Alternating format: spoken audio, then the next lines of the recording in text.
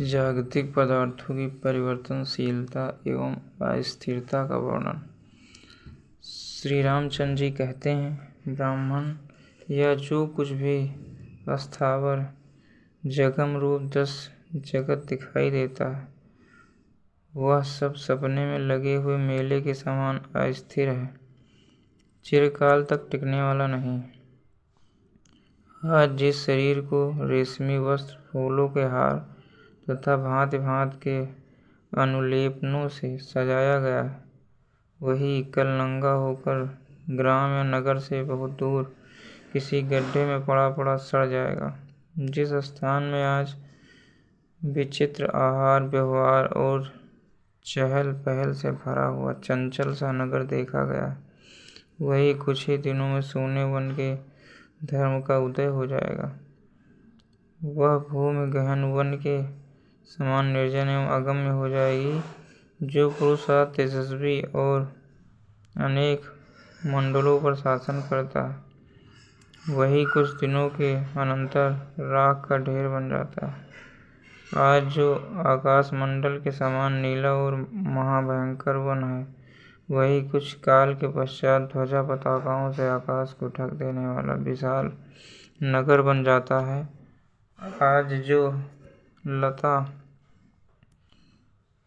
व लीलियों से आवेष्टित भयंकर वन श्रेणी दृष्टिगोचर होती हैं, वही कपितय दिनों में ही मेरुभूमि रेगिस्तान का स्थान कर लेती हैं। जल स्थल हो जाता है और स्थल जल, काठ जल और तिनकों सहित सारा जगत ही विपरीत अवस्था को प्राप्त होता रहता है। जवानी, बचपन, शरीर और द्रव्य संग्रह, ये सब के सब अनित्य हैं और तरंग की भांति निरंतर एक भाव से दूसरे भाव को प्राप्त होते रहते हैं।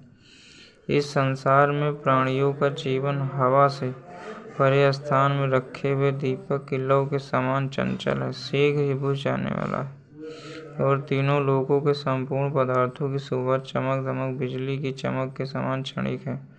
महर्षि वे उत्सव और वैभव से सुशोभित होने वाले दिन और वे महाप्रतापी पुरुष, वे प्रचुर संपत्तियां तथा वे बड़े बड़े कर्म सब के सब दृष्टि पथ से दूर हो सकते हैं, केवल स्मरण के विषय रह गए हैं। इसी तरह हम भी क्षण भर में अज्ञान स्थान को चले जाएंगे और लोगों के लिए केवल स्मरणीय बनकर रह जाएंगे।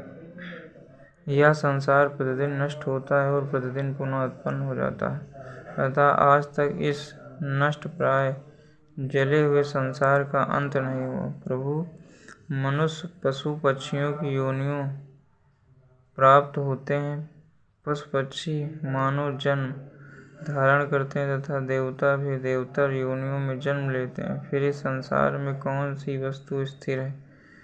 स्वर्ग, पृथ्वी, वायु, आकाश, पर्वत, नदियां और दिशाएं, ये सब के सब विनाश रूपी बड़वा नल के लिए सूखे ईंधन के समान है। धन, भाई, बंधु, भ्रातृवर्ग, मित्र तथा वैभव, ये सब के सब विनाश के भय से डरे हुए पुरुष के लिए नीरस ही है।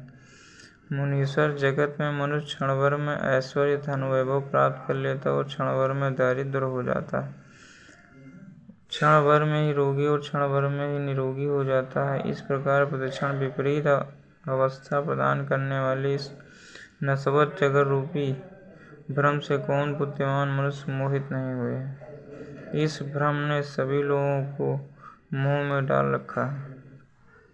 आकाश मंडल क्षण भर में ही अंधकार रूपी कीचड़ से ढक जाता है, फिर क्षण भर में ही सुवर्ण द्रव के समान शीतल मृदुल चांदनी आदि की उज्जवल प्रकाश से उद्भासित हो परम सुंदर दिखाई देने लगता है। दूसरे ही क्षण मेघ रूपी नील कमलों की माला से उसका अंतः प्रदेश वक्ष एवं उदर ढक जाता है। क्षण भर में ही वहाँ उच्च स्वर से मेघों की गंभीर गर्जना होने लगती है और क्षण में वह मूक की भांति नीरव हो जाता है।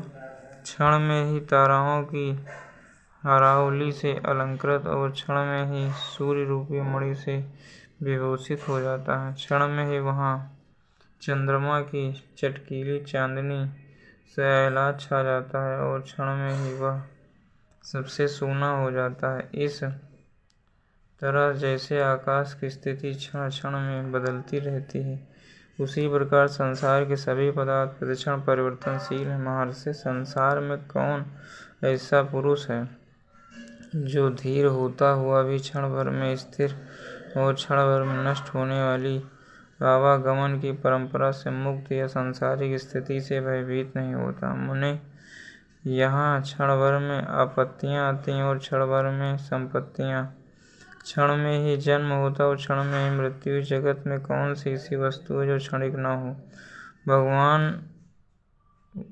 भगवान यहाँ उत्पन्न हुआ मनुष्य पहले कुछ ही था और थोड़े ही दिनों बाद अन्य प्रकार हो जाता है। यहाँ सदा एक रूप रहने वाली सुस्थित वस्तु कोई नहीं है।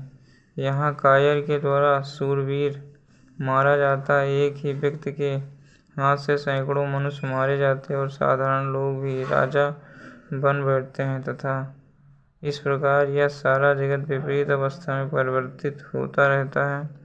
बाल्यावस्था थोड़े ही दिनों में चली जाती है, फिर यौवन की शोभा छा जाती है और कुछ ही दिनों में वह भी समाप्त हो जाती है।